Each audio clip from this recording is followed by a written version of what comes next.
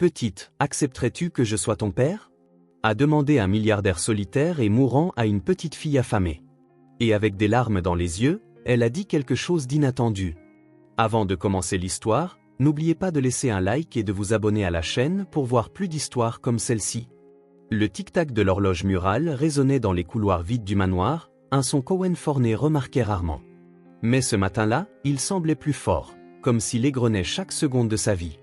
Owen ajusta sa cravate bleu marine devant le miroir. Son reflet montrait un homme de 45 ans, les cheveux grisonnants aux tempes et des yeux gris qui souriaient rarement.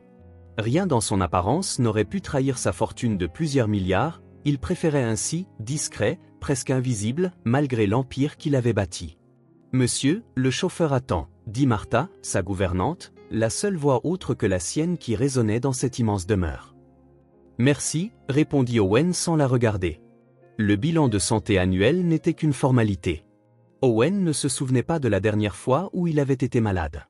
Son corps, comme ses entreprises, fonctionnait avec une précision suisse. Tandis que la voiture glissait dans les rues de la ville, il répondait à des emails, passait des appels et déplaçait des millions d'un simple geste sur l'écran de son téléphone. Le monde extérieur n'était qu'un décor en mouvement derrière la vitre teintée. Le cabinet du docteur Harris avait la douce odeur de bois et de livres anciens. Owen s'assit dans le fauteuil en cuir, comme il le faisait depuis 15 ans.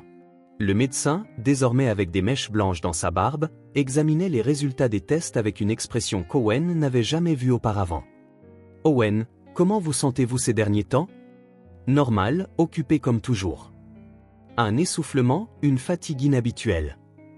Owen hésita un instant. Peut-être après avoir monté des escaliers, mais rien qu'un homme de son âge ne pourrait attendre. Le médecin hocha la tête, posant les papiers sur le bureau. « Nous avons trouvé quelque chose dans vos analyses. » Le docteur Harris fit une pause, choisissant ses mots avec soin, présente une condition qui n'était pas là l'année dernière.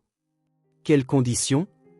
La voix d'Owen restait calme, comme s'il discutait d'une simple transaction commerciale. Une cardiomyopathie hypertrophique sévère avec complications. Il est rare qu'elle se développe si rapidement, mais... Le médecin ajusta ses lunettes, mal à l'aise avec ce qu'il devait dire. Le pronostic n'est pas favorable, On. Owen cligna des yeux, une fois, puis deux. Les mots flottaient devant lui, sans vraiment pénétrer son esprit. Combien de temps? La question sortit automatiquement, comme si elle venait de quelqu'un d'autre. Sans greffe, peut-être 6 mois, 1 an en étant optimiste. Le médecin continua à parler de traitements, de médicaments, de possibilités lointaines, mais Owen n'écoutait plus. Son cerveau, si agile pour calculer les risques et les opportunités en affaires, semblait maintenant gelé, incapable de traiter la seule chose qu'il ne pourrait jamais acheter, plus de temps. Je vais demander votre inscription sur la liste de transplantation immédiatement, mais je dois être honnête, avec votre âge et la rareté des donneurs compatibles. Je comprends, le coupa Owen. Quelles sont les prochaines étapes? Il écouta les instructions, nota les noms des médicaments sur son téléphone et planifia les examens de suivi, le tout avec la même efficacité froide qu'il appliquait à ses réunions d'affaires.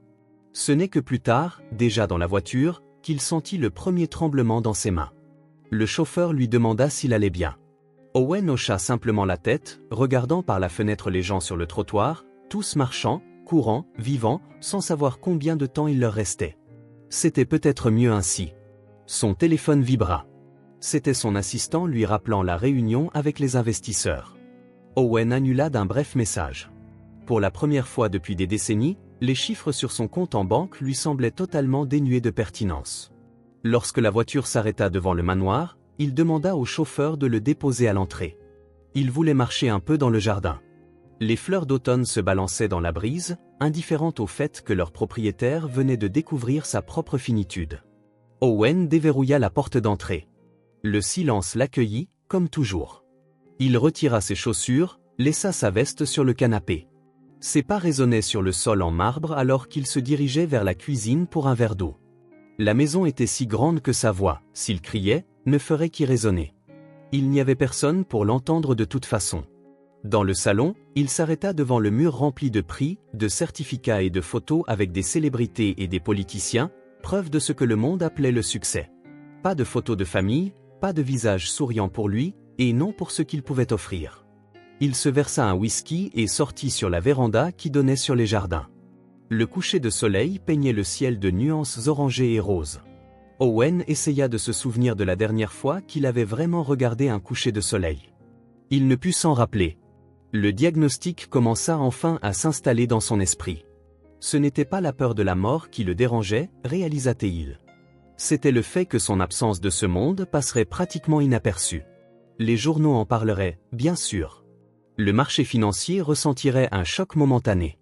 Il y aurait des funérailles avec de nombreuses personnes importantes disant des choses importantes sur un homme qu'elle connaissait à peine.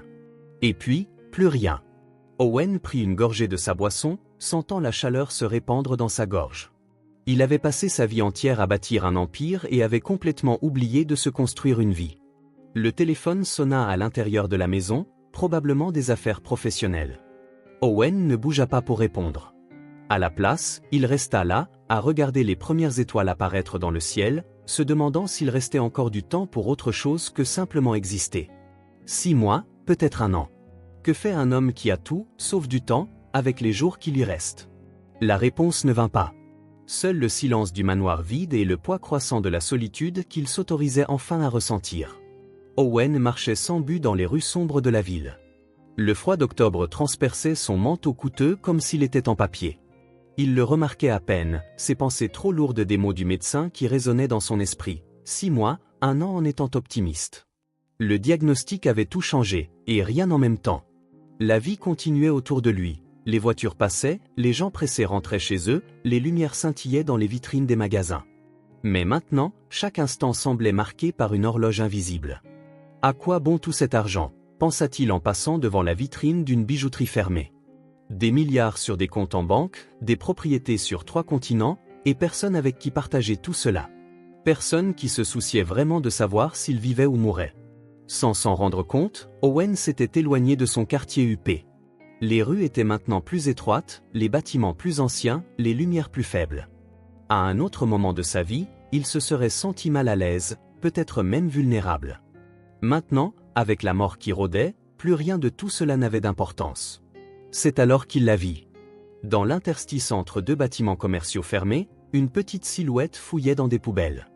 Une petite fille, pas plus de 5 ans, dans un manteau fin et déchiré, cherchait des restes de nourriture jetés.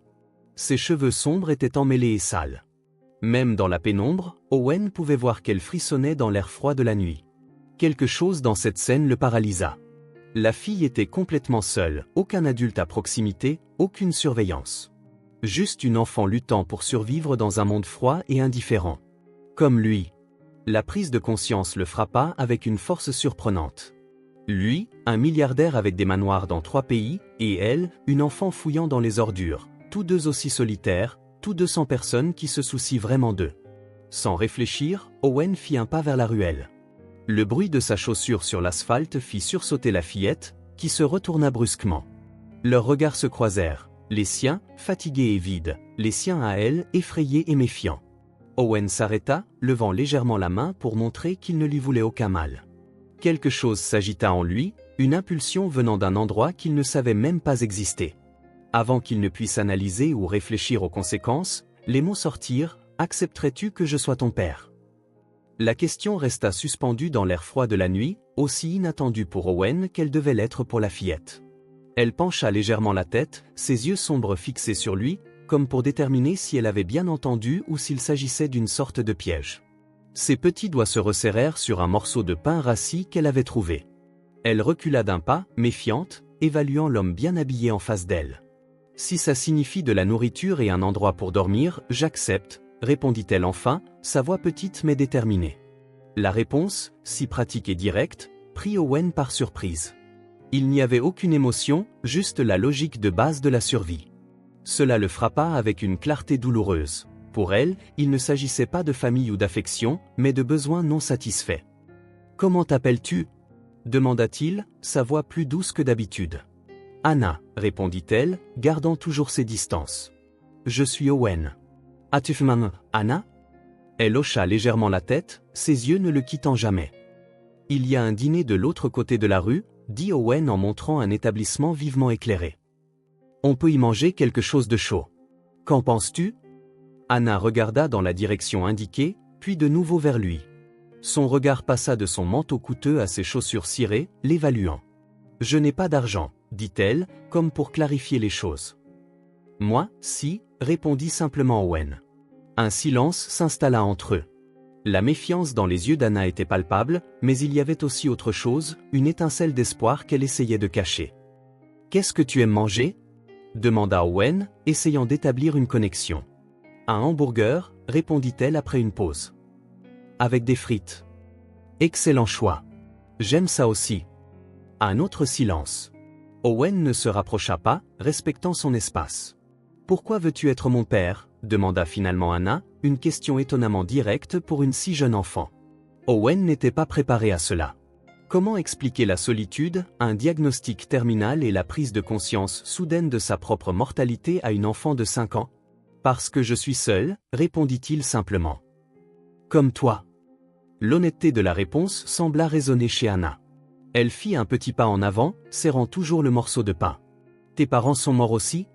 « Oui, dit Owen, il y a longtemps. »« Les miens aussi, dit Anna. »« Ma maman est morte. Mon papa est parti et n'est jamais revenu. »« Je suis désolée. » Anna haussa les épaules, comme si c'était juste un fait de la vie. « Tu habites près d'ici ?» demanda-t-elle. « Pas très loin. J'ai une grande maison. Beaucoup de chambres vides. »« Il y a de la nourriture là-bas ?»« Plein de nourriture, confirma Owen. »« Mais on peut manger au dîner d'abord, si tu préfères. » Anna sembla considérer l'offre. Le vent souffla plus fort, la faisant frissonner dans son manteau fin. Elle toussa, un son sec et inquiétant. « Il fait très froid dehors, dit Owen. »« On rentre ? Tu pourras commander tout ce que tu veux. » Après un autre moment d'hésitation, Anna hocha la tête. Owen lui tendit la main mais n'insista pas quand elle ne la prit pas. À la place, ils commencèrent à marcher côte à côte vers le dîner, séparés par une distance prudente. Le dîner était un de ces endroits simples ouverts 24h24, avec des banquettes en vinyle rouge et des tables en formica jauni. La serveuse, une femme d'âge mûr avec les cheveux en chignon désordonnés, haussa les sourcils en voyant l'étrange duo entrer. « Une table pour deux ?» demanda-t-elle, son ton légèrement suspicieux. Owen hocha la tête, conduisant Anna à une banquette au fond. La fillette s'assit timidement, ses pieds se balançant sans toucher le sol. Ses yeux parcouraient l'endroit, absorbant chaque détail. « Alors, qu'est-ce que tu vas prendre ?» demanda Owen quand ils reçurent les menus. Anna regarda le menu avec des photos, ses petits doigts touchant légèrement les images. « Je peux vraiment commander n'importe quoi ?»« Bien sûr, tout ce que tu veux. »« Un grand hamburger, dit-elle en montrant l'image. Puis, testant les limites, elle ajouta « et des frites. »« Et un milkshake au chocolat. »« Ça a l'air parfait, » répondit Owen avec un léger sourire. Quand la serveuse revint, il passa la commande d'Anna et ne demanda qu'un café pour lui-même. La femme semblait toujours méfiante, mais son expression s'adoucit un peu en voyant le regard affamé de l'enfant. « Où as-tu dormi, Anna ?» demanda Owen quand ils furent seuls. « À différents endroits, » répondit-elle vaguement. « Il y a un banc dans le parc qui est bien quand il ne pleut pas. » La simplicité avec laquelle elle décrivait sa lutte pour la survie fit se serrer quelque chose dans la poitrine d'Owen. « Depuis combien de temps es-tu seule ?» Anna haussa légèrement les épaules. « Je ne sais pas vraiment. Beaucoup de jours. Avant je comptais, mais j'ai oublié. » La nourriture arriva, interrompant la conversation. Les yeux d'Anna s'illuminèrent à la vue du hamburger fumant et des frites dorées. Elle regarda Owen comme pour demander la permission. « Vas-y, dit-il. C'est tout pour toi. » Anna prit le hamburger à deux mains et en prit une grande bouchée. Un instant, son visage se transforma de pur plaisir. Elle mangeait vite, presque sans mâcher. « Ralentis, » conseilla doucement Owen. « Il ne va pas s'enfuir. » La fillette ralentit, mais seulement un peu. Entre les bouchées, elle jetait parfois un coup d'œil à la porte, comme si elle craignait que quelqu'un entre pour lui prendre son repas. « Tu as vraiment une grande maison ?» demanda-t-elle, la bouche pleine de frites. « Oui, » répondit Owen. « Trop grande pour une seule personne. Il y a une chambre que je pense que tu aimeras. Elle est bleu clair avec une vue sur le jardin. » Anna prit une gorgée de son milkshake, laissant une moustache de chocolat sur sa lèvre supérieure. « Pourquoi tu vis seule ? » « Je ne me suis jamais mariée, je n'ai jamais eu d'enfant, » répondit Owen. « J'étais toujours occupée par le travail. »« Quel genre de travail tu fais ? » « Je dirige des entreprises, je fais des affaires. » « Anna hocha la tête comme si elle comprenait, bien que ce ne soit clairement pas le cas. Alors tu es riche? La question directe fit légèrement sourire Owen. Oui, je suis riche. Riche comme avoir beaucoup de jouets? On pourra acheter tous les jouets que tu voudras. Les yeux d'Anna s'écarquillèrent, mais elle essaya de dissimuler sa réaction, comme si elle craignait de montrer trop d'intérêt. Si je viens avec toi, commença-t-elle avec hésitation, je pourrai partir si je veux. La question prit Owen par surprise. Elle était trop perspicace pour une enfant de 5 ans, mais c'était peut-être le genre de perspicacité qui vient du besoin de survie. Oui, répondit-il honnêtement. Tu n'es pas ma prisonnière, Anna. Je veux juste t'offrir un endroit sûr, de la nourriture, des vêtements, une maison. Elle l'étudia longuement, comme pour lire la vérité dans ses yeux. D'accord, dit-elle finalement. Alors qu'Anna finissait de manger, Owen remarqua que ses vêtements n'étaient pas seulement sales, mais complètement inadaptés au froid. Je pense qu'on doit acheter de nouveaux vêtements, dit-il. Ton manteau a l'air trop fin pour ce froid. Les magasins sont fermés maintenant, observa Anna, regardant par la fenêtre la rue sombre. Je connais un endroit qui est ouvert 24h24, répondit Owen. On peut y aller plus tard, si tu n'es pas trop fatigué. Anna hocha la tête, mordant dans la dernière frite. Je ne suis pas fatigué. Owen paya l'addition, laissant un pourboire généreux. Quand ils sortirent dans la rue, le froid semblait encore plus intense. Sans réfléchir, il enleva son propre manteau et le posa sur les épaules d'Anna. Ah, mais tu vas avoir froid, protesta-t-elle, bien qu'elle se blottisse déjà dans le manteau surdimensionné. Ça va, répondit Owen, sentant le vent couper à travers son costume fin. Étrange comme il ne se souciait pas de l'inconfort. Cherchons un taxi. Un taxi jaune s'arrêta quand il le héla. Le chauffeur jeta un regard curieux au couple étrange mais ne posa aucune question quand Owen donna l'adresse du centre commercial. Pendant le trajet, Anna resta silencieuse, regardant les lumières de la ville par la fenêtre. De temps en temps, elle jetait un coup d'œil à Owen, comme pour vérifier s'il était toujours là. Le centre commercial était presque désert à cette heure de la nuit. Le grand magasin n'avait que quelques employés blasés qui dissimulèrent à peine leur surprise en voyant le couple étrange. Un homme visiblement riche et une fillette visiblement à la rue. « Ma fille a besoin de nouveaux vêtements », dit Owen à la vendeuse, les mots semblant étranges sur sa langue. La femme hocha la tête, les menant au rayon des enfants. Anna resta près d'Owen, intimidée par les lumières vives et l'immense espace du magasin. « Tu peux choisir tout ce que tu veux », dit Owen. Anna regarda les portants de vêtements colorés, clairement dépassée par tant d'options. « Je ne sais pas quoi choisir », admit-elle, sa voix presque un murmure. « Commençons par les bases, alors », suggéra Owen, choisissant des manteaux, des pantalons, des t-shirts et des pyjamas qu'il pensait être à sa taille. Anna touchait chaque pièce avec révérence, comme s'il s'agissait de trésors. Quand ils passèrent devant le rayon des jouets, ses yeux se fixèrent sur un ours en peluche marron avec un ruban rouge autour du cou. Elle ne le demanda pas, le regarda juste longuement avant de détourner les yeux. Owen prit l'ours en peluche et le lui tendit. « Tu aimerais celui-ci aussi ?» Anna hocha timidement la tête, un petit sourire apparaissant sur son visage pour la première fois de la soirée. Ils quittèrent le magasin avec plusieurs sacs. Dans le taxi du retour, Anna serra le nouvel ours en peluche contre sa poitrine, lui chuchotant de temps en temps quelque chose à son oreille poilue. Owen l'observait du coin de l'œil, un étrange sentiment de protection grandissant en lui. Quand le taxi remonta enfin la longue allée du domaine, les yeux d'Anna s'écarquillèrent. Le manoir, illuminé par des lumières stratégiquement placées, ressemblait à quelque chose sorti d'un conte de fées. « C'est ici que tu vis ?» demanda-t-elle, sa voix presque un murmure. « Oui », répondit Owen. « Et maintenant, toi aussi. Si tu le veux. » Anna ne répondit pas, fixant simplement le manoir avec étonnement. Alors que le taxi s'arrêtait devant l'entrée principale, ils sortirent de la voiture. Anna, toujours agrippée à l'ours en peluche et enveloppée dans le manteau surdimensionné d'Owen, resta immobile, contemplant le bâtiment imposant. « Tu vis ici tout seul ?» demanda-t-elle ingénument. Owen se contenta de hocher la tête. La question innocente soulignait le vide de son existence d'une manière que personne n'avait jamais faite auparavant. Anna fit quelques pas hésitants vers la porte, attendant qu'Owen l'ouvre. Quand ils entrèrent dans le grand hall spacieux, avec son sol en marbre et son lustre en cristal, elle tourna lentement sur elle-même, admirant la grandeur des lieux. À cet instant, Owen sut que sa vie avait changé pour toujours.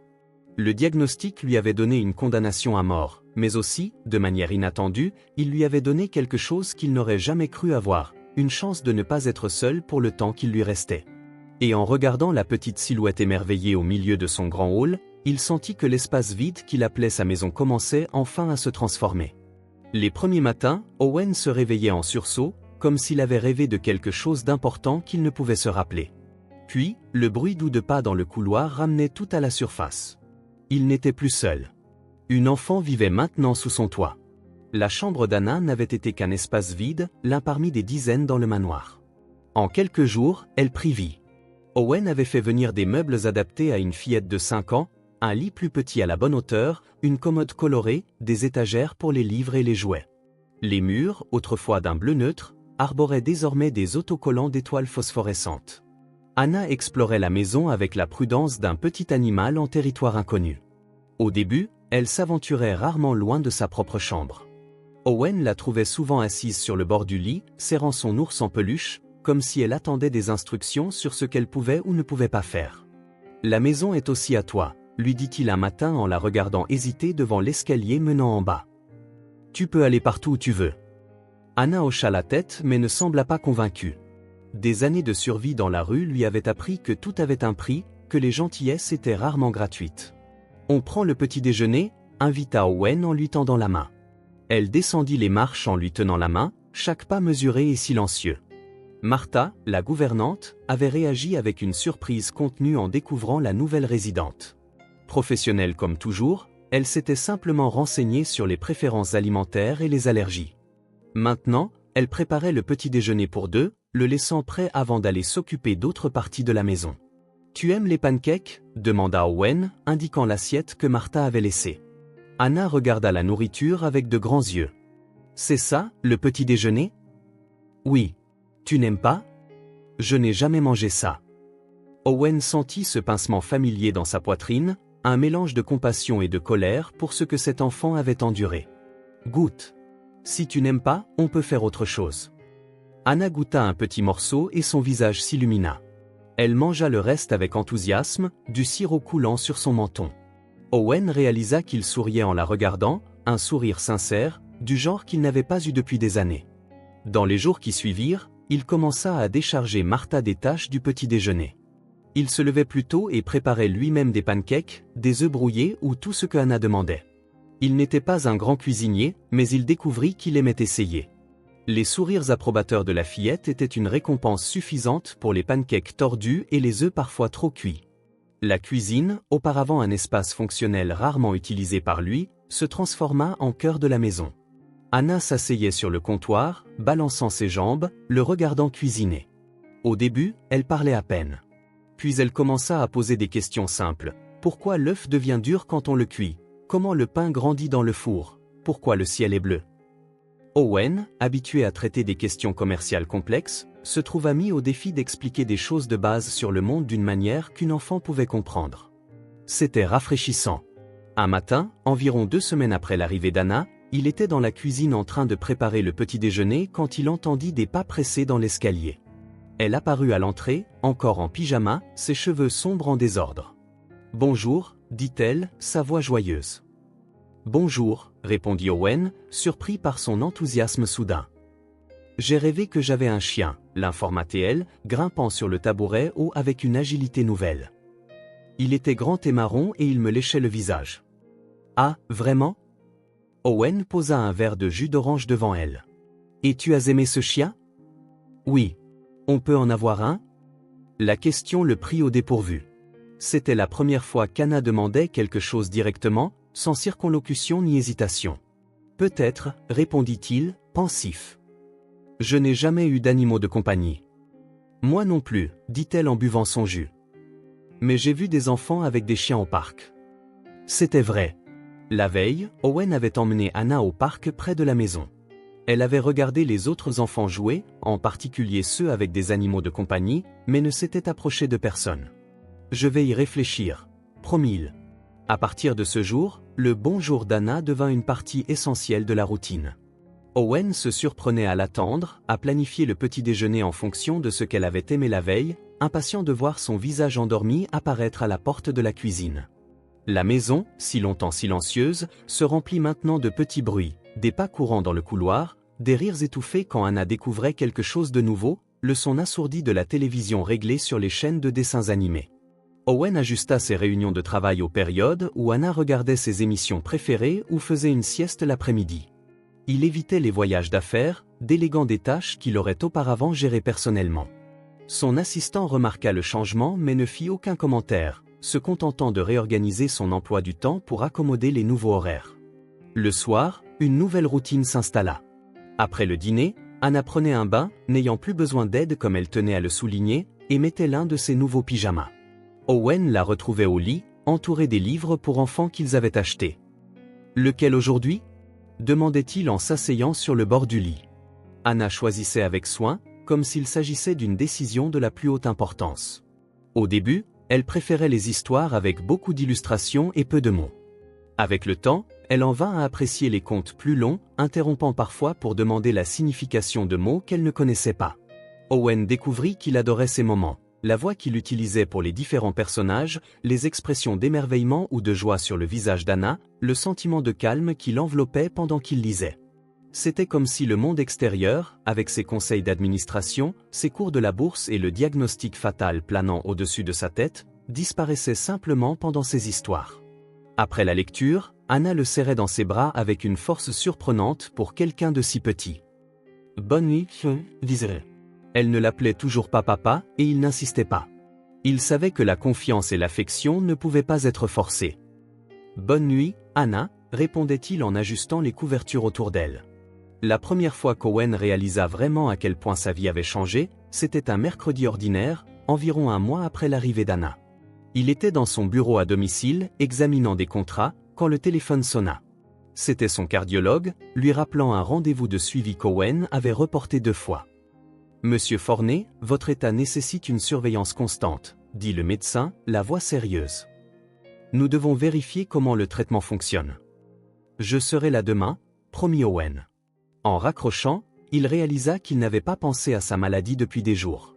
Les pilules restaient sur sa table de chevet et il les prenait machinalement, mais la condamnation à mort qui occupait autrefois chaque instant de sa veille s'était retirée dans un coin lointain de son esprit. Il se leva et alla à la fenêtre. Dans le jardin, Anna jouait sous la surveillance de Martha. Elle avait trouvé un papillon et le suivait prudemment à travers l'herbe, parlant à l'insecte comme s'il pouvait la comprendre. Owen sourit. La perspective de mourir n'avait pas changé, mais sa vision du temps qui lui restait, si. Maintenant, chaque jour ressemblait à une opportunité, pas à un compte à rebours. Ce soir-là, après l'histoire habituelle, Anna ne s'allongea pas immédiatement. « Owen, dit-elle, sa voix sérieuse pour une enfant de 5 ans, je peux te poser une question. »« Bien sûr. »« Tu avais une famille avant ?» La question le prit au dépourvu. Anna posait rarement des questions personnelles. « Oui, » répondit-il après un moment. « Mes parents. Je n'ai pas de frères et sœurs. »« Où sont tes parents ?» Owen s'ajusta sur le bord du lit. « Ma mère est morte quand j'étais jeune. J'avais 15 ans. » « Comment était-elle » demanda Anna en serrant son ours en peluche. Personne n'avait demandé cela à Owen depuis des décennies. L'image de sa mère lui revint à l'esprit, des cheveux sombres comme ceux d'Anna, des yeux gentils, des mains toujours occupées à un travail. « Elle était gentille, dit-il finalement. Elle aimait la musique, jouait du piano, me chantait des chansons quand j'étais petit. Elle est tombée malade ? Oui. Son cœur a cessé de fonctionner correctement. » Owen ne mentionna pas que sa propre maladie cardiaque était similaire à celle qui avait emporté sa mère. Certaines vérités étaient trop lourdes à partager avec une enfant. « Et ton père ? » ? « Il a vécu plus longtemps. Il est décédé il y a 10 ans. Tu l'aimais bien ? » La question, si directe, le fit réfléchir. Sa relation avec son père avait été compliquée. Après la mort de sa mère, l'homme était devenu encore plus rigide et distant, comme s'il craignait que se rapprocher émotionnellement de son fils ne cause plus de douleur. « Mon père était difficile, » répondit-il honnêtement. Il voulait que je sois fort, que je réussisse. Il ne montrait pas beaucoup ses sentiments. Il te faisait des câlins ? Rarement. C'est triste, dit Anna avec la simplicité dévastatrice des enfants. Oui, acquiesça Owen. Je suppose que oui. Moi, j'aime quand tu me fais des câlins, déclara-t-elle, comme si cela réglait la question. Moi aussi, j'aime ça, répondit Owen, sentant quelque chose de chaud et d'étrange dans sa poitrine. Anna sourit et s'allongea enfin, tirant les couvertures jusqu'à son menton. Bonnie, tiens. Bonnie, tiens. En quittant la chambre, Owen s'arrêta dans le couloir, s'appuyant contre le mur. La simple conversation avait déterré des émotions qu'il avait soigneusement gardées sous scellés pendant des années. Son père, toujours exigeant l'excellence, jamais satisfait, avait façonné une grande partie de ce qu'Owen était devenu, concentré sur les réussites, mal à l'aise avec les sentiments, doué pour accumuler pouvoir et richesse mais incapable de liens authentiques. Jusqu'à maintenant. Les semaines suivantes apportèrent plus de changements. Anna commença à fréquenter une école maternelle privée près de la maison. Owen réorganisa complètement son emploi du temps pour pouvoir la déposer et la récupérer personnellement chaque jour. La directrice regardait avec curiosité ce milliardaire réservé qui apparaissait ponctuellement au portail, mais ne posa aucune question sur le passé d'Anna. La procédure d'adoption était en cours. L'avocat d'Owen avait expliqué que le processus serait complexe, surtout sans documentation officielle sur les parents biologiques d'Anna. Des enquêtes seraient nécessaires, des périodes d'adaptation supervisées, des évaluations psychologiques. Owen accepta tout, déterminé à faire tout ce qu'il fallait pour s'assurer qu'Anna reste avec lui. La maison gagna de nouveaux espaces. Une chambre vide se transforma en salle de jeu. Un mur du bureau d'Owen affichait maintenant des dessins colorés faits à la main. Le jardin, autrefois impeccablement ornemental, gagna une balançoire et une petite cabane dans les arbres. Un samedi après-midi, alors qu'Anna jouait avec des blocs de construction sur le tapis du salon, Owen l'observait depuis le canapé. Il venait de finir de lire un rapport trimestriel pour l'une de ses entreprises. Des chiffres impressionnants, des profits records. Et il réalisa qu'il ne ressentait pas la satisfaction habituelle. À la place, il se trouvait complètement absorbé par la façon dont la langue d'Anna sortait du coin de sa bouche quand elle se concentrait pour emboîter deux pièces difficiles. « J'ai réussi !» s'exclama-t-elle quand la structure tint debout. « Regarde, Owen. »« Très bien, la félicita-t-elle. »« Qu'est-ce que c'est ?»« C'est notre maison, » expliqua-t-elle en montrant différentes parties de la construction. « Ça, c'est ta chambre. Ça, c'est ma chambre. Et là, c'est où on mange des pancakes. » « C'est une maison parfaite, » dit Owen en s'asseyant par terre à côté d'elle. « Quand je serai grande, je veux une maison comme ça, » déclara Anna en ajoutant un autre bloc à la structure. « Mais plus petite. Celle-ci est trop grande. »« Ah oui ?» demanda Owen, réellement curieux. « Pourquoi ?»« Parce qu'on a seulement besoin d'assez d'espace pour être heureux, » répondit-elle comme si c'était une évidence. « Le reste, c'est du gâchis. » Owen regarda l'enfant en face de lui, s'émerveillant de la sagesse contenue dans ces simples mots. Anna avait raison, bien sûr. Le manoir, avec ses innombrables chambres vides et ses salles rarement utilisées, était un monument à l'excès, pas au bonheur. « Tu sais quoi ?» dit-il. « Tu es très intelligente. »« Je sais » répondit Anna avec un petit sourire. « Ma maîtresse l'a dit aussi. » Owen éclata de rire, un rire sincère, du genre qui était devenu plus fréquent ces dernières semaines. Anna le regarda avec surprise, puis se mit à rire aussi, bien qu'elle ne comprit probablement pas exactement pourquoi. À cet instant, assis par terre dans son salon coûteux, riant avec une enfant qui, récemment encore, fouillait dans les ordures pour survivre, Owen ressentit quelque chose qu'il ne reconnut pas immédiatement. C'était une sensation légère, presque physique, comme si un poids avait été levé de ses épaules. Plus tard, allongé dans son lit, il réalisa ce que c'était. Pour la première fois depuis des décennies, il se sentit faire partie de quelque chose de plus grand que lui. Il n'était plus seulement Owen Forney, le milliardaire solitaire avec un empire d'entreprise. Il était quelqu'un qui faisait des pancakes le matin, lisait des histoires le soir et avait des dessins accrochés dans son bureau. Il était, d'une certaine manière, une famille.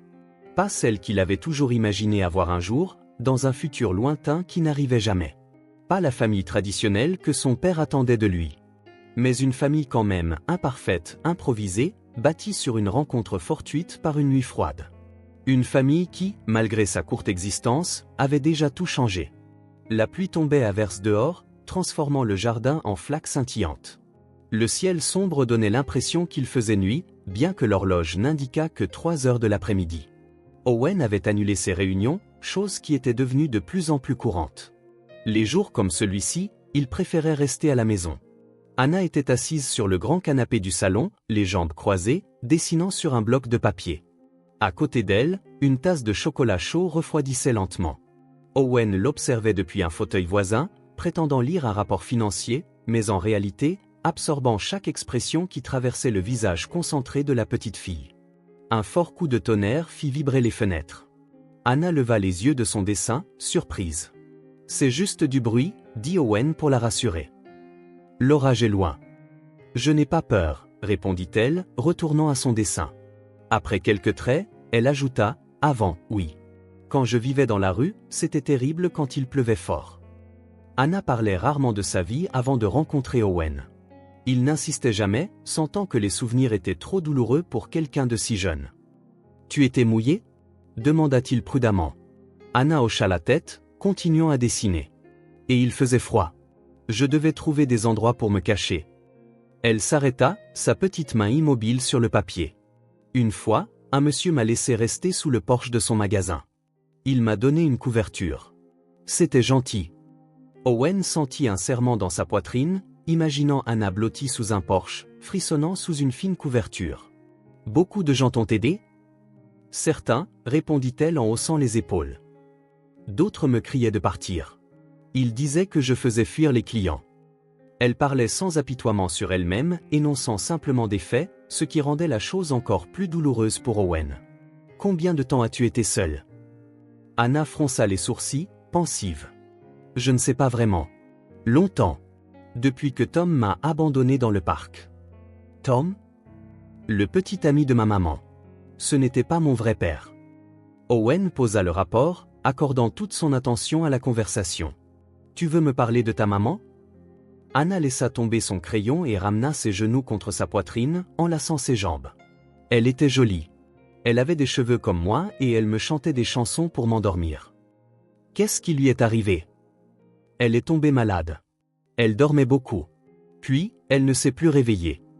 La simplicité de la réponse contenait une immense tragédie. Owen essaya d'imaginer l'impact de la mort de sa mère sur une si petite enfant. Et puis, Tom s'est occupé de moi pendant un moment. Mais il buvait beaucoup. Il se mettait en colère. Il disait qu'il ne pouvait pas s'occuper d'une enfant. Anna fit une pause, les yeux fixés sur un point lointain. Un jour, il a dit qu'on allait se promener. Il m'a emmené dans un parc.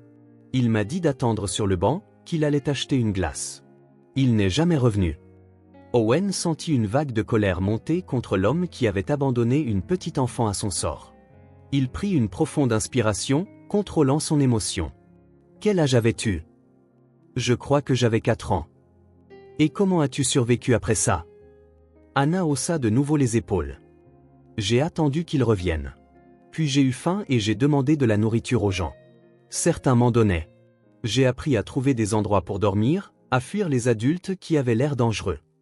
Elle parlait comme si elle décrivait une routine normale, pas la lutte désespérée d'une enfant abandonnée. Tu es très courageuse, hein, dit Owen, sa voix basse. Je n'avais pas le choix, répondit-elle avec une sagesse qui dépassait son âge. Un silence s'installa entre eux, rempli seulement par le bruit de la pluie sur les fenêtres. Anna retourna à son dessin, mettant apparemment fin au sujet. Mais Owen sentit qu'il était important de partager aussi, de construire un pont entre leurs expériences. J'ai aussi perdu ma mère quand j'étais jeune, dit-il finalement. Anna leva les yeux de son dessin, intéressée. Tu étais petit comme moi ? Pas autant. J'avais 15 ans, mais j'étais encore un garçon. Malade, comme ta maman. Son cœur ne fonctionnait plus bien. Tu as pleuré ? Demanda Anna, ses yeux sombres fixés sur lui. La question le prit au dépourvu par sa simplicité directe. Oui, répondit-il, se souvenant de l'adolescent qu'il avait été, perdu dans une douleur qu'il ne savait pas comment exprimer. J'ai beaucoup pleuré. Moi aussi, confessa Anna, baissant la voix comme si elle partageait un secret. Mais Tom disait que pleurer, c'était pour les bébés. Tom avait tort, dit fermement Owen. Il n'y a rien de mal à pleurer quand on est triste. Anna hocha la tête, absorbant l'information. Et ton papa ? Demanda-t-elle. Il s'est occupé de toi ? Owen hésita, organisant ses pensées. Comment expliquer sa relation complexe avec son père à une enfant de 5 ans ? Oui, il s'est occupé de moi. Mais d'une manière différente. Comment ça ? Mon père pensait que je devais être fort, indépendant. Il n'aimait pas montrer ses sentiments. Après la mort de ma mère, il est devenu encore plus distant. Il ne te faisait pas de câlin, demanda Anna, le front plissé comme pour essayer de comprendre. Rarement? C'est triste. Oui, acquiesça Owen. Mais je pense qu'il a fait de son mieux.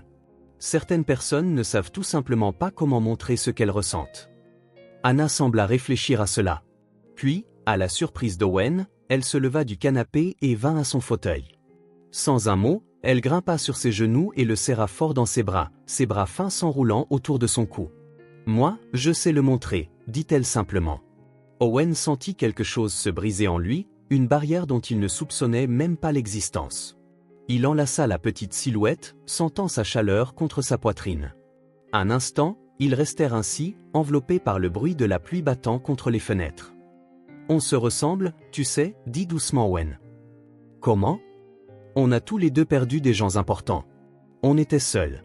Mais maintenant, on s'est trouvés. » Anna se recula légèrement pour le regarder, son petit visage à quelques centimètres du sien. « Tu ne vas pas m'abandonner comme Tom, n'est-ce pas ?» La question, si directe et chargée de vulnérabilité, le frappa en plein cœur. Comment pouvait-il promettre qu'il ne la quitterait pas, alors que son propre cœur était sur un compte à rebours? Mais en regardant dans ses yeux confiants, il sut qu'il devait offrir une certitude. « Je ferai tout mon possible pour rester avec toi, Anna.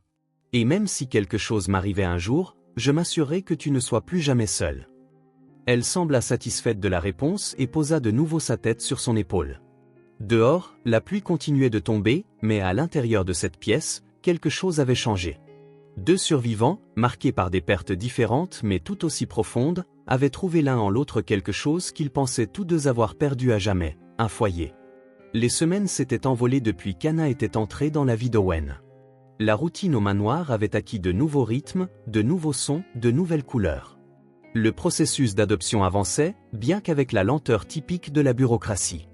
L'assistante sociale venait régulièrement, toujours impressionnée par l'adaptation de la fillette et l'effort visible d'Owen pour créer un environnement adéquat. Ce lundi-là commença comme n'importe quel autre. Owen emmena Anna à l'école, promettant de la récupérer en fin d'après-midi.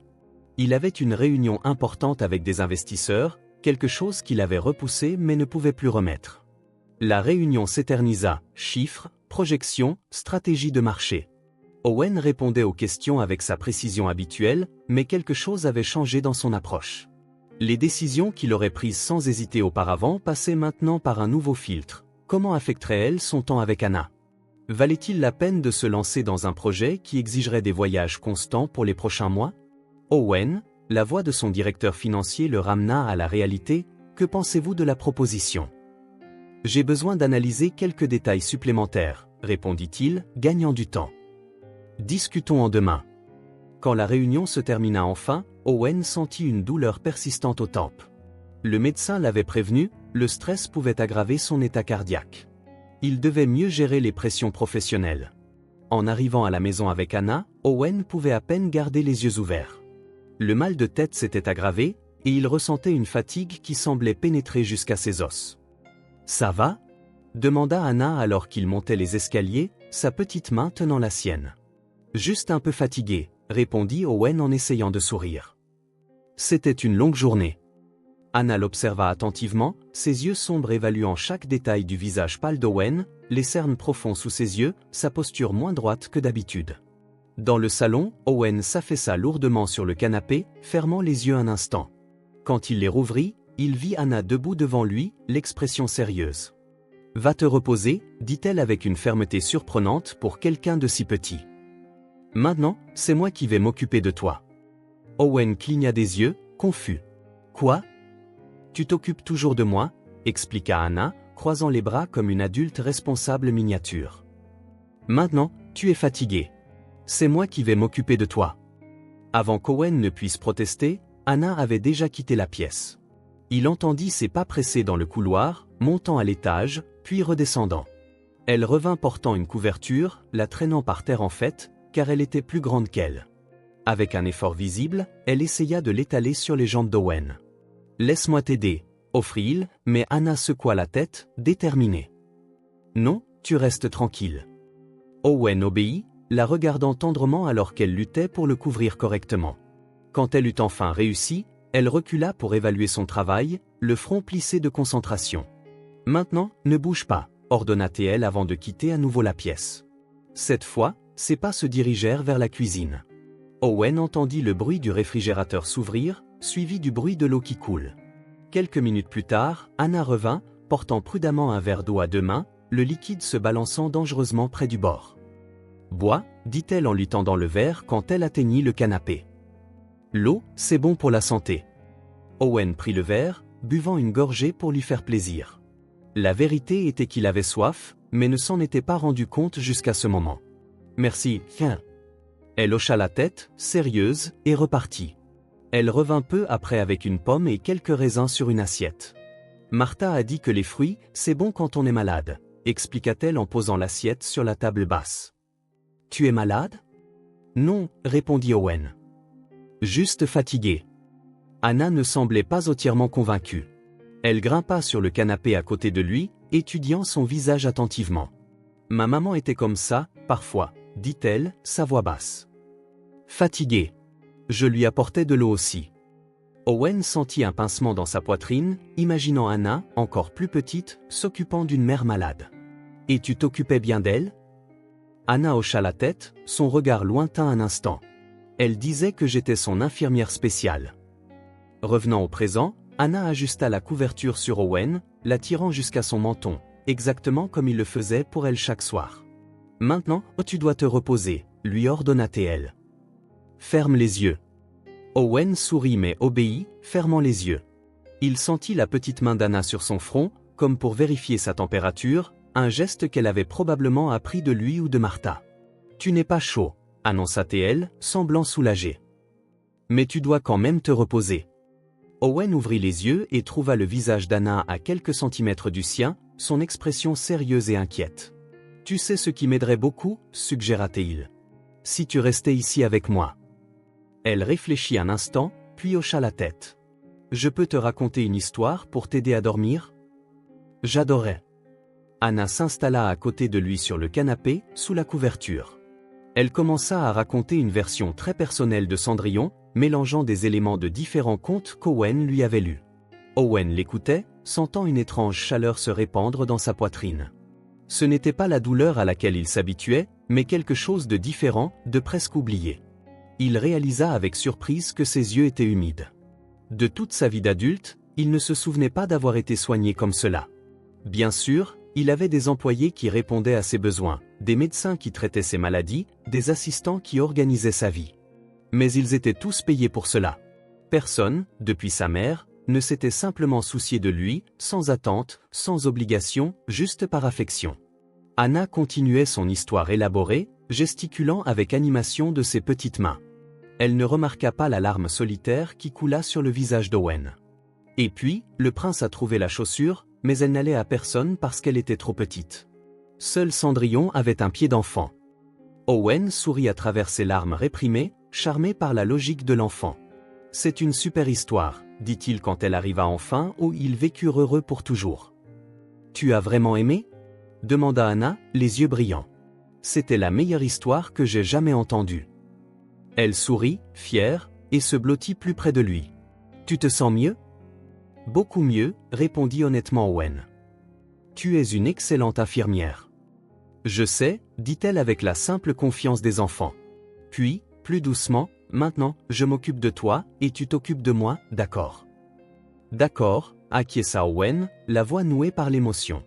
Ils restèrent ainsi, côte à côte sur le canapé, la couverture les recouvrant tous les deux, tandis que l'après-midi s'estompait lentement. À un moment donné, Anna s'endormit, sa tête reposant sur le bras d'Owen. Il la regarda dormir, son petit visage détendu, ses longs cils sur ses joues.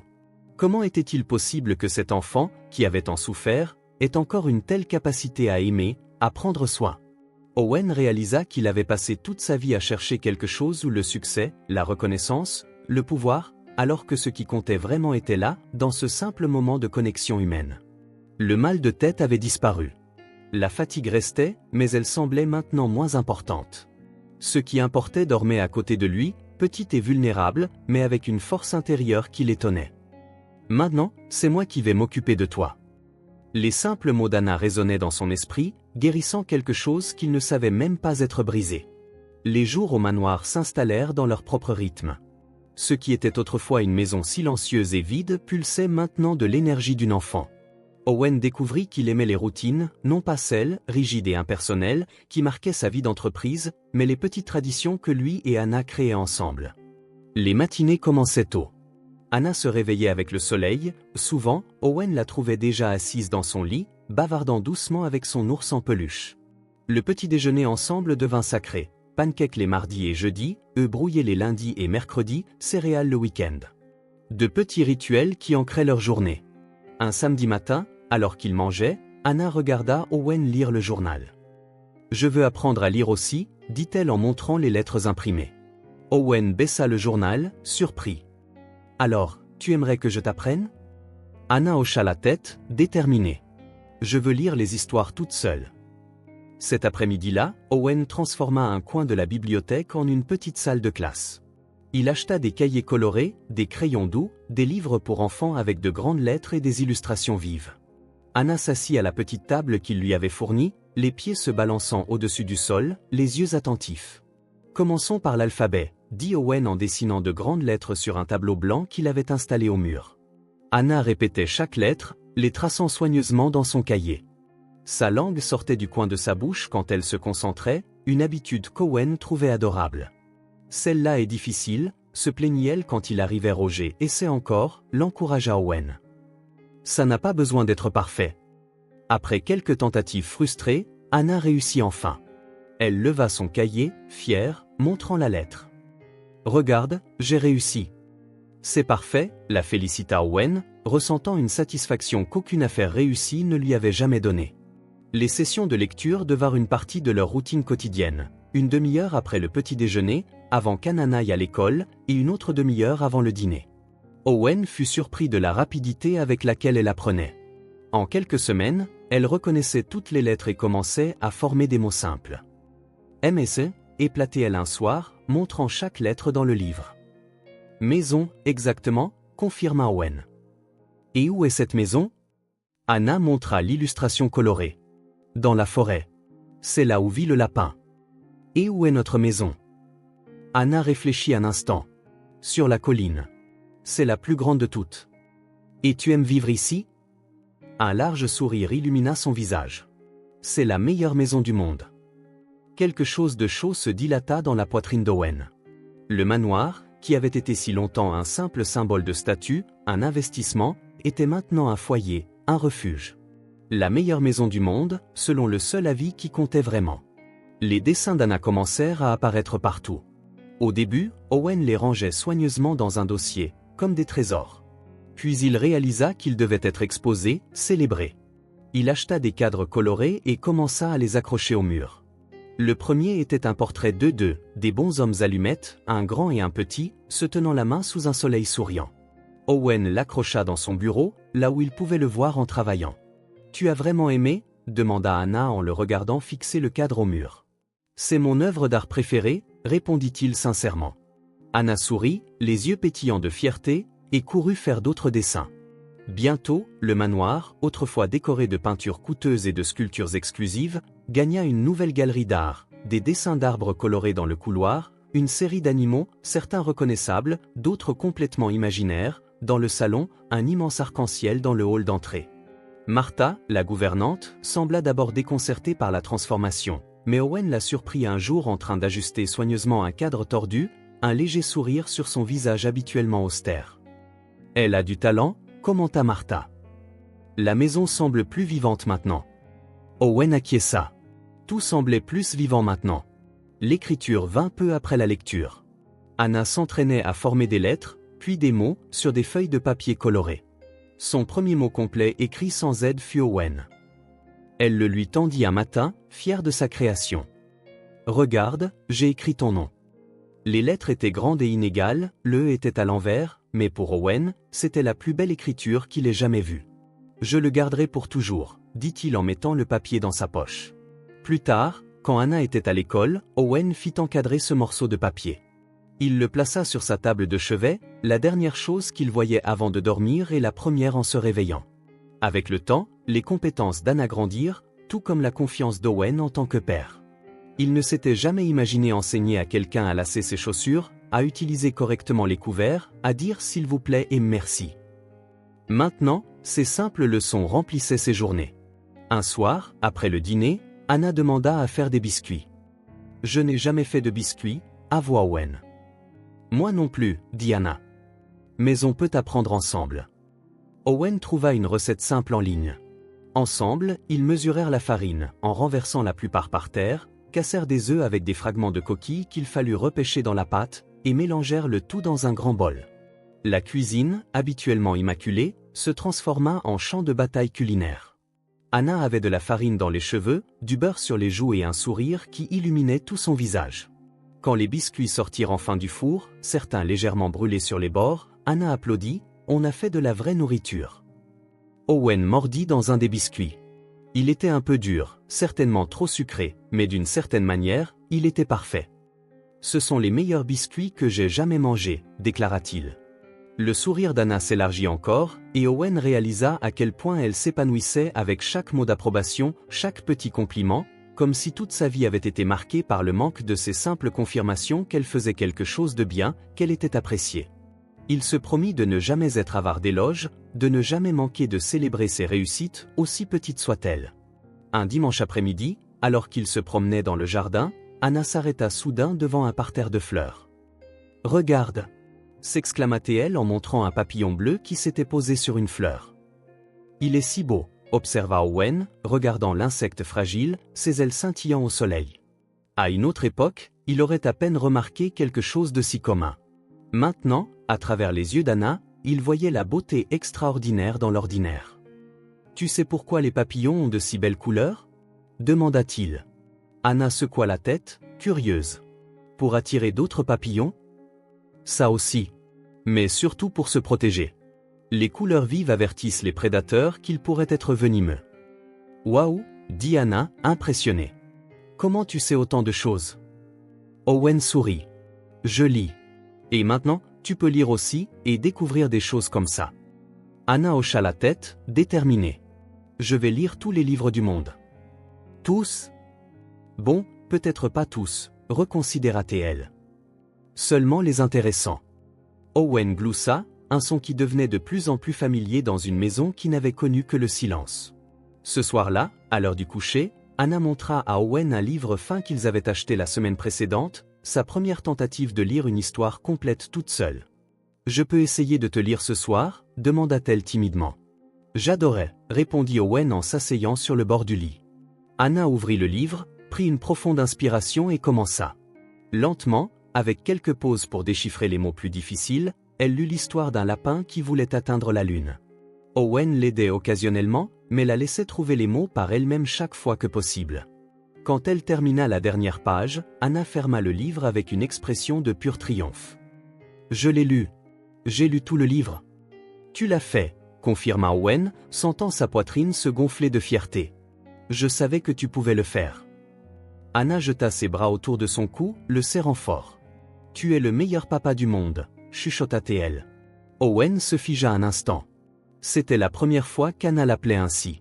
« Papa. » Pas Owen, pas monsieur, mais papa. Il sentit quelque chose de chaud et d'humide dans ses yeux, une émotion si intense qu'il ne pouvait la nommer. « Et tu es la meilleure fille du monde, » répondit-il, la voix étranglée par l'émotion. Quand il la coucha enfin, il alluma la lumière du couloir comme il le faisait toujours et laissa la porte entr'ouverte. « Bonne nuit, papa, » dit Anna d'une voix endormie, les yeux déjà fermés. « Bonne nuit, ma petite, » répondit Owen. De retour dans sa chambre, il s'assit sur le bord du lit, regardant le papier encadré avec son nom écrit de l'écriture imparfaite d'Anna. Une petite victoire, une parmi tant d'autres qu'ils avaient partagées ces derniers mois.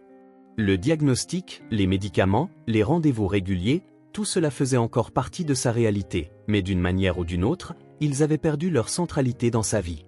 Ce qui comptait maintenant, c'étaient les dessins colorés sur les murs, les histoires du soir, les biscuits tordus et ce mot, « papa », prononcé si naturellement qu'il semblait que cela avait toujours été ainsi. Et peut-être, pensa Owen, était-ce là la plus grande victoire de toutes.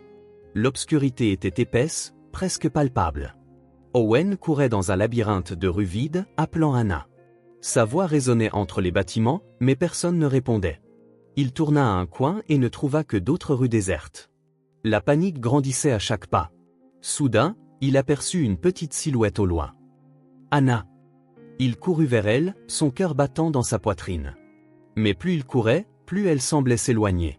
La petite silhouette commença à s'estomper, comme de la fumée emportée par le vent.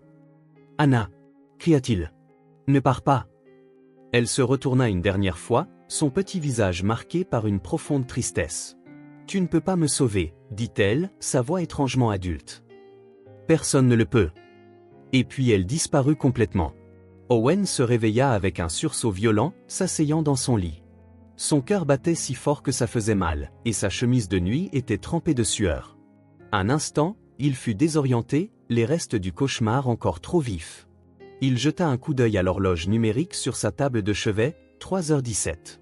La maison était silencieuse, terriblement silencieuse. La peur irrationnelle du rêve persistait, refusant de se dissiper même maintenant qu'il était réveillé. Et si Anna n'était pas dans sa chambre? Et si tout, la rencontre, les mois passés ensemble, les petites joies partagées, n'avaient été qu'un long rêve dont il venait enfin de se réveiller? Sans allumer la lumière, il se leva et quitta la chambre. Le couloir n'était éclairé que par la faible veilleuse de sécurité qu'il laissait allumer la nuit. Il se déplaça rapidement, ses pieds nus silencieux sur le tapis, jusqu'à s'arrêter devant la porte de la chambre d'Anna. Il hésita, la main sur la poignée. Ce serait ridicule d'entrer juste à cause d'un cauchemar. Elle dormirait paisiblement, bien sûr. Mais la peur persistait, enroulée dans son estomac comme un serpent froid. Prudemment, il tourna la poignée et ouvrit la porte juste assez pour jeter un coup d'œil à l'intérieur. La douce lueur de la veilleuse en forme de lune, qu'Anna insistait pour garder allumée, révélait la chambre colorée et confortable. Et là, au centre du lit aux draps étoilés et planétaires, elle était là. Anna dormait profondément, ses cheveux sombres étalés sur l'oreiller, un bras jeté sur le côté et l'autre serrant fort Ted, son inséparable ours en peluche. Sa poitrine se soulevait et s'abaissait à un rythme tranquille.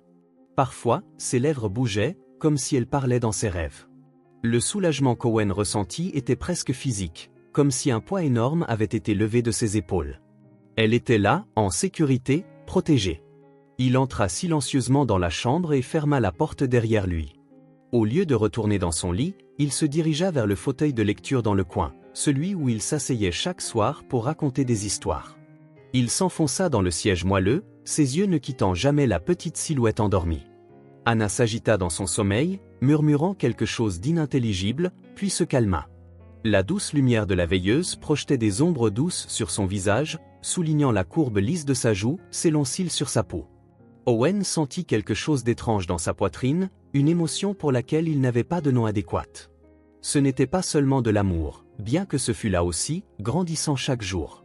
C'était quelque chose de plus complexe, un mélange d'émerveillement, de gratitude et d'une peur profonde qu'il reconnaissait maintenant pleinement. La peur de la perdre. Pas seulement au sens littéral, comme dans le cauchemar, mais de toutes les manières possibles. Et il y en avait tant. Le processus d'adoption pourrait rencontrer des obstacles. Quelqu'un avec plus de droits légaux pourrait apparaître. Ou pire, sa maladie cardiaque pourrait lui enlever ce qui comptait le plus maintenant, le temps. Le temps de la voir grandir, apprendre, devenir la personne extraordinaire qu'elle commençait déjà à se révéler être. Le médecin avait programmé de nouveaux examens pour la semaine suivante. Owen les avait repoussés, trouvant des excuses, programmant des réunions importantes aux mêmes heures, comme si en évitant les examens, il pouvait aussi éviter la réalité de son état. Mais maintenant, en regardant Anna, il savait qu'il ne pouvait plus fuir. Il devait affronter la vérité, quelle qu'elle soit. Pour elle. Pour s'assurer que, quoi qu'il lui arrive, elle serait toujours en sécurité, toujours aimée. Anna se tourna dans son lit, serrant son ours en peluche plus fort. Un petit sourire apparut sur ses lèvres, comme si son rêve était bien plus agréable que celui d'Owen. Il n'avait jamais imaginé cela pour lui-même. La famille, la paternité. En fait, il avait activement décidé de ne pas en avoir, convaincu que le monde des affaires était tout ce dont il avait besoin ou envie. Les relations étaient compliquées, imprévisibles. Les enfants, encore plus. Ils représentaient un risque émotionnel qu'il n'était pas prêt à prendre. Comme il avait eu tort. Maintenant, assis dans ce fauteuil au milieu de la nuit, regardant une enfant qui, il y a quelques mois encore, était une parfaite inconnue, Owen comprenait ce qu'il avait vraiment évité tout au long de sa vie d'adulte, la vulnérabilité. Le risque d'aimer quelqu'un plus que soi-même, de placer le bonheur et le bien-être d'une autre personne au-dessus du sien. C'était terrifiant. Et c'était la chose la plus extraordinaire qu'il ait jamais vécue. Les premiers mois avec Anna avaient transformé sa maison. Les murs auparavant impersonnels affichaient maintenant des dessins colorés. Les couloirs silencieux résonnaient de rires et de questions curieuses. La table de la salle à manger, autrefois utilisée seulement en cas d'inévitable nécessité, était maintenant le centre de conversations animées sur la journée d'école, les nouveaux amis, les découvertes surprenantes. Mais la plus grande transformation avait eu lieu en lui. Owen Forney, le milliardaire reclus, l'homme qui avait bâti un empire financier mais complètement négligé sa vie personnelle, découvrait maintenant ce que signifiait vraiment vivre. Il ne s'agissait pas d'acquisition ou de fusion, de compte en banque ou de propriété. Il s'agissait de moments partagés, les pancakes le dimanche matin, les histoires du soir, l'expression sur le visage d'Anna quand elle réussissait enfin à lasser ses propres chaussures. C'étaient ces petites choses, ces moments apparemment insignifiants, qui détenaient soudain tout le sens du monde. Anna soupira dans son sommeil, un son si petit et confiant que quelque chose se serra dans la poitrine d'Owen. Elle lui faisait entièrement confiance. Elle comptait sur lui. Et il avait découvert qu'il avait autant besoin d'elle qu'elle avait besoin de lui. Il n'était plus seul. Et la vérité, c'est qu'il ne voulait plus l'être. L'idée de retourner à cette existence solitaire, au manoir silencieux et vide, était maintenant insupportable. Il s'était trouvé, par hasard, par une nuit froide qui aurait pu facilement être comme toutes les autres. Une rencontre improbable qui avait tout changé. Deux personnes solitaires qui, ensemble, avaient découvert ce que signifiait être une famille.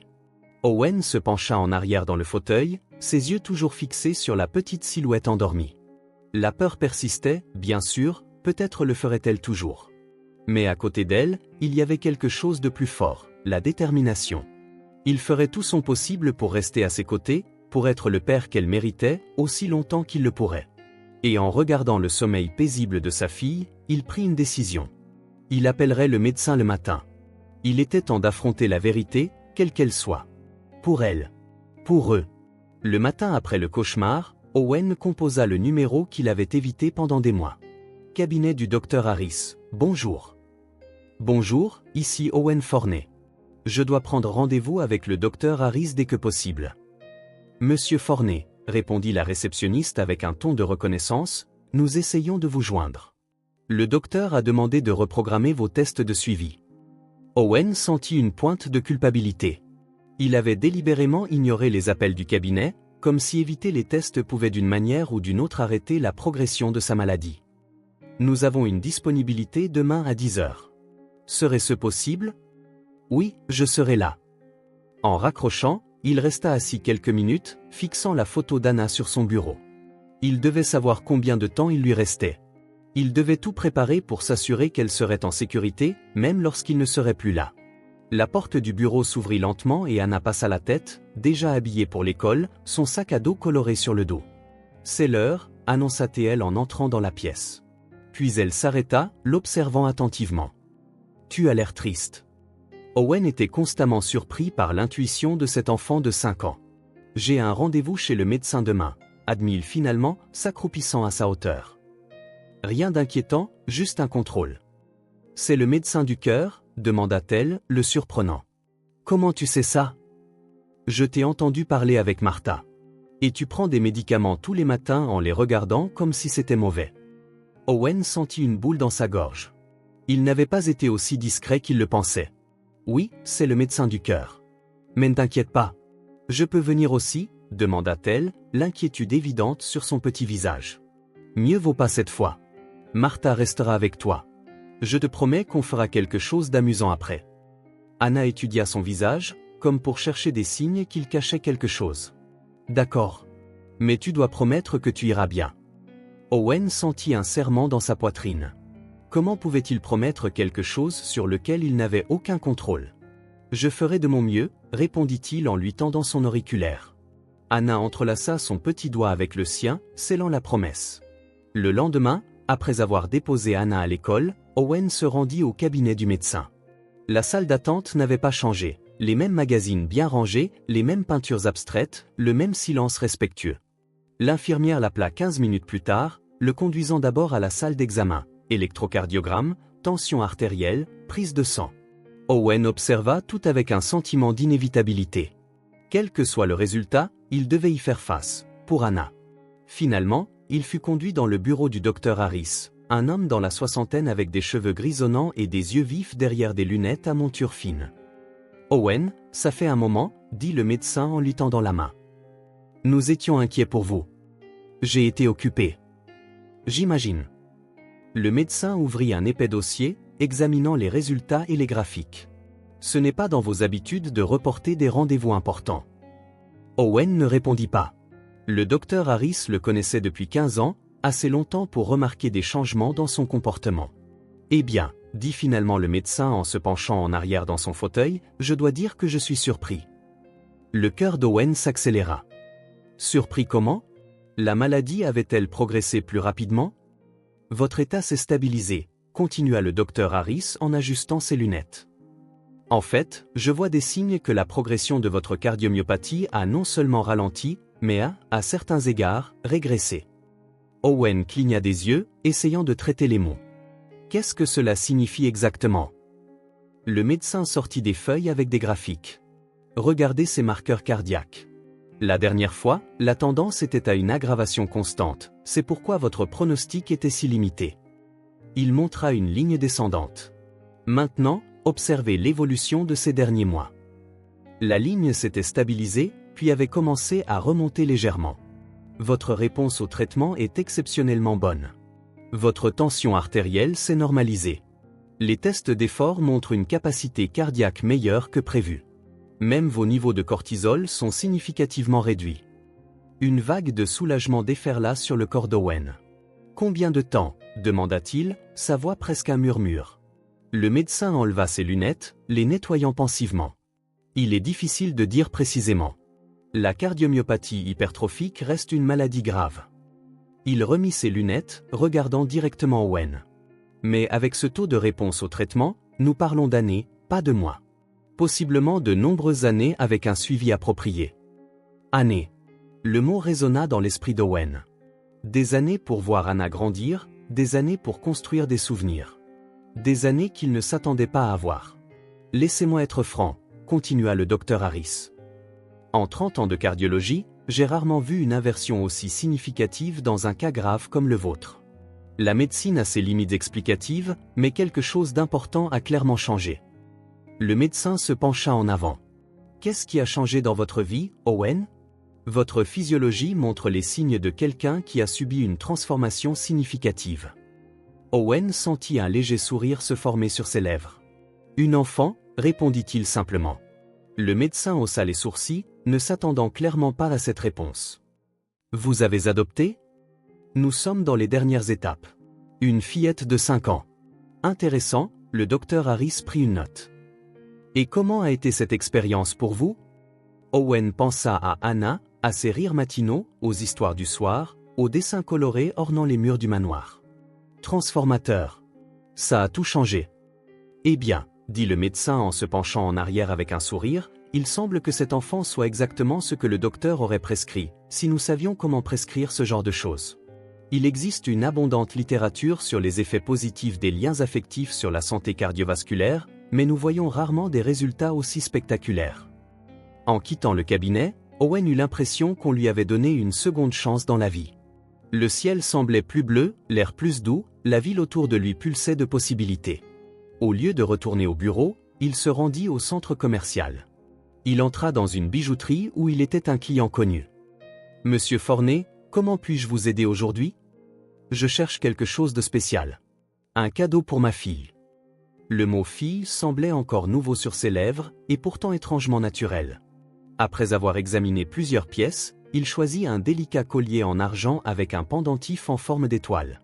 Anna adorait les étoiles, il passait des heures dans le jardin par nuit claire à identifier les constellations.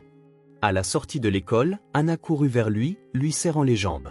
« Comment ça s'est passé chez le médecin ?» demanda-t-elle immédiatement, lui prenant le visage entre ses petites mains. « C'était très bien. En fait, c'était mieux que ce que j'espérais. Tu ne vas pas être malade? » Pas avant longtemps, répondit-il en l'aidant à monter dans la voiture. Anna sourit, satisfaite. J'ai une surprise, dit Owen. Ce soir, on va dîner dehors pour fêter ça. Fêter quoi? La vie. Le temps. Nous. Owen choisit un restaurant dans le parc central de la ville, pas l'un des établissements luxueux qu'il fréquentait pour les affaires, mais un endroit simple et accueillant avec des tables en plein air sous de vieux arbres et une petite aire de jeu visible. Ils s'assirent à une table près d'une fontaine. Anna balançait ses jambes, incapable d'atteindre le sol, tout en examinant le menu coloré pour enfants. « Je veux des spaghettis aux boulettes de viande », déclara-t-elle. Excellent choix. Après que le serveur eut pris leur commande, Owen sortit de sa poche un petit paquet emballé dans du papier argenté avec des étoiles bleues. « J'ai un cadeau pour toi. » Les yeux d'Anna s'écarquillèrent. Même après des mois, elle était toujours surprise par les cadeaux, comme si chacun était une merveille inattendue. Pourquoi? Ce n'est pas mon anniversaire. Parfois, on fait des cadeaux juste parce qu'on veut rendre quelqu'un heureux. Parce qu'on aime cette personne. Anna défit lentement le ruban, préservant le papier décoré. Quand elle ouvrit la petite boîte et vit le collier en forme d'étoile, sa bouche forma un eau parfait de surprise. « C'est magnifique », chuchota-t-elle en touchant le pendentif du bout des doigts. « C'est vraiment pour moi? Vraiment? Tu veux que je te le mette? » Owen attacha le délicat fermoir derrière son cou. Anna toucha l'étoile d'argent qui reposait maintenant contre sa chemise. « Je le porterai pour toujours », promit-elle avec le sérieux que seule une enfant peut insuffler à une telle déclaration. Quand la nourriture arriva, ils mangèrent dans un silence confortable. Owen regarda Anna enrouler les spaghettis sur sa fourchette comme il le lui avait appris, sa langue sortant du coin de sa bouche en concentration. « Anna, dit-il finalement. Tu te souviens quand on s'est rencontrés, cette nuit froide? » Elle hocha la tête, portant une fourchette pleine de pâtes à sa bouche. « Avant que tu n'arrives, j'avais reçu la pire nouvelle de ma vie, » continua Owen, choisissant ses mots avec soin. Les médecins m'avaient dit que j'étais malade, très malade. Que mon cœur ne fonctionnait pas bien. Anna arrêta de manger, les yeux fixés sur lui. Je pensais que je n'avais pas beaucoup de temps, poursuivit-il. J'étais seul, errant sans but, quand je t'ai trouvé. Et quelque chose a changé à ce moment-là. Tu m'as demandé d'être ta fille, se souvint Anna. Oui. C'était la meilleure question que j'ai jamais posée dans ma vie, sourit Owen, sentant une émotion grandissante dans sa gorge. Mais tu es entré dans ma vie et tu as tout changé. Je suis une bien meilleure personne grâce à toi. Et tu sais quoi? Mon cœur va mieux aussi. Anna fronça les sourcils, essayant de comprendre. Le médecin aujourd'hui a dit que je vais mieux, que je peux vivre beaucoup plus longtemps que nous le pensions. Et je pense que tu y es pour quelque chose. Je t'ai guéri? Demanda Anna, les yeux écarquillés. Owen sourit, lui écartant une mèche de cheveux du visage. D'une certaine manière, oui. Tu m'as donné une raison de vivre, une raison de prendre soin de moi, de me battre. Tu m'as appris à voir la beauté dans des choses que je n'avais jamais remarquées avant. Anna le considéra un long moment, son petit visage sérieux et pensif. Puis, avec la simplicité directe que seule une enfant pouvait posséder, elle dit « Je t'aime ». Les mots frappèrent Owen comme une vague physique. Entendu ou dit ces mots, même dans des relations antérieures toujours gardées à une distance de sécurité. Il sentit ses yeux se remplir de larmes qu'il n'essaya pas de retenir. « Je t'aime aussi, énormément, ma petite », répondit-il, la voix étranglée par l'émotion. Anna sourit, satisfaite, et retourna à ses spaghettis, apparemment inconsciente de l'impact monumental que ces 3 simples mots avaient provoqué.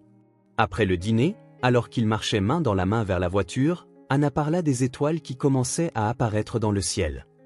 « Maintenant, j'ai une étoile ici, » dit-elle en touchant le pendentif, et beaucoup là-haut. L'étoile du Nord montre toujours le chemin de la maison, commenta Owen. Les marins l'utilisaient pour ne pas se perdre en mer. Comment tu m'as trouvé? Demanda Anna, la transition de pensée n'ayant de sens que dans une logique enfantine. Je pense que c'est le contraire, répondit Owen. C'est toi qui m'as trouvé. J'étais perdu jusqu'à cette nuit-là. Quand ils arrivèrent à la maison, Owen demanda à Anna de le rejoindre dans le bureau. Là, il sortit un élégant dossier de son bureau et s'assit sur le canapé avec elle. Aujourd'hui, j'ai reçu quelque chose de très important, dit-il en ouvrant le dossier. Anna regarda les documents avec intérêt, bien qu'elle ne puisse pas encore lire la plupart des mots. Qu'est-ce que c'est? Ce sont les papiers définitifs pour ton adoption, expliqua Owen en lui montrant une page avec des sceaux officiels. Ils ont été approuvés. Ils signifient que, légalement, je suis ton père et que tu es ma fille. Pour toujours. Les yeux d'Anna s'écarquillèrent. Pour toujours, vraiment? Vraiment. Personne ne peut nous séparer. C'est officiel maintenant. Anna étudia les papiers, passant ses doigts sur le sceau doré et les signatures. Et on va vivre ensemble pour toujours, demanda-t-elle, sa petite voix soudainement sérieuse. Oui, confirma Owen, sentant le poids et la joie de la promesse. Si tu le veux, ceci peut être ta maison pour toujours. Anna réfléchit un instant, le front plissé de concentration. Puis elle hocha la tête fermement. Je le veux. Owen la serra dans ses bras, sentant ses petits bras s'enrouler autour de son cou avec une force surprenante. Il pensa à la façon dont sa vie avait changé en quelques mois seulement. D'un homme solitaire avec une condamnation à mort suspendue au-dessus de sa tête, il s'était transformé en un père avec des années devant lui. Des années pour construire des souvenirs, pour regarder cet enfant extraordinaire grandir. Et tout cela à cause d'une rencontre fortuite par une nuit froide, un moment qui aurait pu facilement ne pas se produire, un détour sur le chemin qui avait absolument tout changé. « Papa », dit Anna, testant le mot comme pour l'essayer officiellement pour la première fois. « Oui », répondit Owen, savourant ce titre qui était maintenant légalement le sien. « Je suis contente que tu m'aies trouvé cette nuit-là. »« Moi aussi, ma petite étoile », chuchota-t-il en lui embrassant le sommet de la tête. « C'est la nuit qui a tout changé. » Alors qu'Anna se blottissait dans ses bras, Owen pensa que peut-être, les vrais miracles étaient silencieux, déguisés en coïncidence. Un enfant solitaire et un homme solitaire se trouvant l'un l'autre au moment exact où ils avaient le plus besoin l'un de l'autre. L'automne était arrivé, peignant les arbres du jardin de nuances de rouge et d'or. 6 mois s'étaient écoulés depuis qu'Owen et Anna s'étaient rencontrés cette nuit froide. 6 mois qui avaient transformé leurs 2 vies de manière qu'aucun d'eux n'aurait pu imaginer. La maison, autrefois silencieuse et vide, débordait maintenant de vie. Des dessins colorés ornaient les murs, des livres pour enfants partageaient l'espace avec des rapports financiers sur les étagères, des jouets apparaissaient dans les endroits les plus improbables. Un dinosaure en peluche sur le canapé du salon formel, une poupée oubliée sur le banc du piano que personne n'avait touché depuis des années. Ce dimanche après-midi, Owen avait prévu une surprise. Après le déjeuner, il appela Anna dans le jardin. « J'ai un cadeau pour toi », dit-il alors qu'il marchait le long du chemin de pierre qui serpentait à travers les parterres de fleurs bien entretenus. « Encore un » demanda Anna en sautillant à côté de lui, l'étoile d'argent pendant à son cou. Elle ne l'enlevait jamais, même pour dormir. « Celui-ci est spécial. Quelque chose que nous pouvons partager. » Ils atteignirent une partie plus isolée du jardin, près du mur de pierre qui bordait la propriété. Là, entre 2 vieux arbres, Owen avait fait installer une balançoire. Pas une balançoire de terrain de jeu ordinaire, mais une solide balançoire double en bois, avec de la place pour 2. Anna s'arrêta, les yeux écarquillés. « C'est pour nous » demanda-t-elle en s'approchant lentement, comme si elle craignait que la balançoire ne disparaisse si elle courait vers elle. « Pour nous » confirma Owen. « Pour parler, pour regarder le coucher du soleil, pour raconter des histoires. » Anna passa la main sur le siège en bois poli, le testant avec révérence. « Je n'ai jamais eu de balançoire. » Moi non plus, admit Owen. Même quand j'étais enfant. Ils s'assirent côte à côte. Owen donna une légère poussée avec ses pieds, initiant un mouvement de va-et-vient doux. Anna rit à chaque balancement, s'accrochant à la chaîne latérale d'une main et à Owen de l'autre. Plus haut, supplia-t-il. Owen augmenta l'élan, et bientôt il se balançait dans un large arc tranquille. Le vent d'automne ébouriffait les cheveux d'Anna, qui atteignaient maintenant ses épaules, plus brillant et plus sain que lorsqu'il l'avait rencontré pour la première fois. « On a l'impression de voler » dit-elle en levant les yeux vers le ciel. « Comme les oiseaux » acquiesça Owen. Ils se balancèrent en silence pendant quelques minutes, savourant le moment, le mouvement, la compagnie de l'autre. Owen était constamment surpris par la capacité d'Anna à vivre dans le présent. Elle ne s'inquiétait pas de demain ni ne regrettait hier. Elle existait simplement, pleinement, à chaque instant. C'était une leçon qu'il était encore en train d'apprendre. « Anna, dit-il alors que la balançoire ralentissait naturellement, j'ai pensé à quelque chose. »« À quoi » demanda-t-elle en le regardant curieusement. « À propos de notre nom de famille. Aimerais-tu avoir le même nom de famille que moi ?» Anna considéra la question, le front plissé de concentration. « Je serais Anna Forney ?»« Oui. Légalement, tu es déjà ma fille, mais nous pouvons le rendre officiel dans ton nom aussi. » Qu'est-il arrivé à mon autre nom de famille? La question prit Owen par surprise. Dans les papiers d'adoption, Anna était enregistrée uniquement avec son prénom, sans nom de famille connu. « Quel était ton nom de famille avant » demanda-t-il doucement. Anna haussa les épaules. « Je ne sais pas.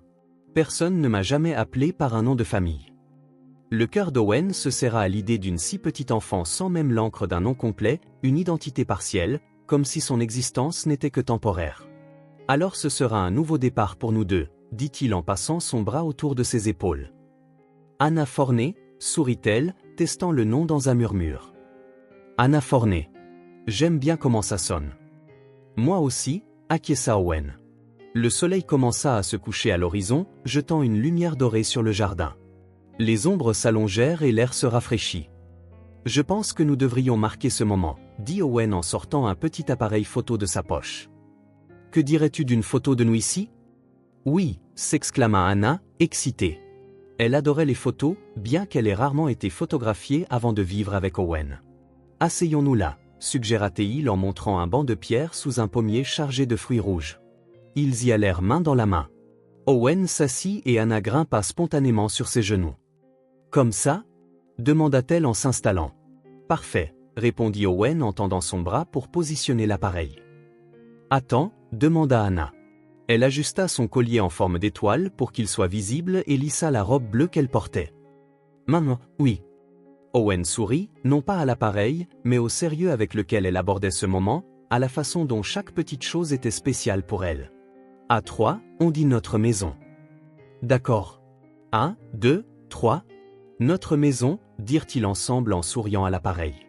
Le flash crépita, capturant l'instant. Owen, le bras autour d'Anna, elle, sur ses genoux, sa petite main posée sur son épaule. Tous deux souriants, non pas les sourires formels des photographies de studio, mais des sourires sincères, du genre qui vient de l'intérieur et atteint les yeux.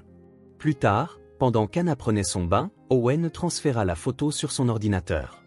Il regarda l'image longuement, ressentant une émotion qui le surprenait encore par son intensité.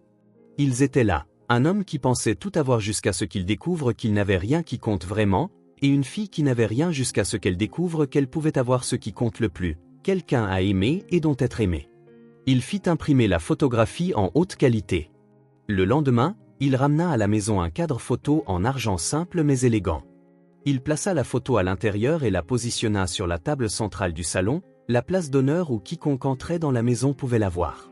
« Regarde, Anna » appela-t-il alors que la fillette descendait pour le dîner. « Qu'en penses-tu » Anna s'approcha de la table, observant la photographie encadrée. Ses yeux pétillèrent alors qu'elle touchait la surface envers du bout des doigts. « C'est nous » dit-elle, sa voix pleine d'admiration. « Notre famille. »« Oui » confirma Owen en s'accroupissant à côté d'elle. « Notre famille. » Anna continua à regarder la photo, comme pour en mémoriser chaque détail. Puis elle se tourna vers Owen avec une expression sérieuse. « Quand les gens viendront en visite, ils verront que nous sommes une vraie famille. »« Ils le savent déjà, » dit Owen, touché par son inquiétude. « Mais à la prochaine maintenant, il y a une preuve, » insista Anna en montrant la photographie. « Comme dans les papiers d'adoption. C'est officiel. » Owen sourit, comprenant ce qu'elle voulait dire. Pour une enfant qui avait tant perdu, qui avait été abandonnée et oubliée, les preuves tangibles d'appartenance étaient essentielles. La photo n'était pas juste une image, c'était un témoignage, une déclaration qu'elle avait une place permanente dans le monde. « Tu as raison » acquiesça-t-il. C'est notre preuve officielle. Ce soir-là, après avoir couché Anna, Owen retourna dans le salon. Il s'assit sur le canapé, contemplant la photographie illuminée par la douce lumière des lampes. C'était étrange comme un simple morceau de papier pouvait contenir autant de sens.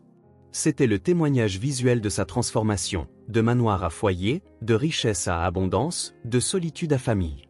En quelques mois seulement, une enfant trouvée par hasard lui avait appris ce qui comptait vraiment. Et lui, sans s'en rendre compte, lui avait offert ce que tout être humain désire le plus, un endroit à soi, un lieu où elle était inconditionnellement acceptée, aimée simplement pour son existence. Un foyer. Pas des murs et un toit, pas des meubles coûteux ou des œuvres d'art de valeur. Un foyer fait de moments partagés, de rires, de petites découvertes quotidiennes, de larmes parfois, de câlins, d'histoires du soir. Un foyer construit non pas avec des briques, mais avec de l'affection, le dépassement de l'adversité et un amour véritable. La photographie dans le cadre en argent n'était qu'un symbole visible de quelque chose de bien plus grand, Quelque chose qu'Owen et Anna avaient bâti ensemble, jour après jour, depuis cette nuit froide où leurs chemins s'étaient croisés. Quelque chose qu'Owen savait maintenant durerait bien au-delà de sa propre existence. Parce qu'un vrai foyer transcende le temps. Il vit dans les souvenirs, dans les leçons apprises, dans les cœurs transformés. Et ça, pensa-t-il en regardant les visages souriants sur la photographie, c'était l'héritage le plus précieux qu'il pourrait jamais laisser. Si cette histoire a touché votre cœur, abonnez-vous à la chaîne et activez les notifications pour ne pas manquer les prochaines. Laissez un like, car cela aide cette histoire à être recommandée à plus de personnes. À la prochaine.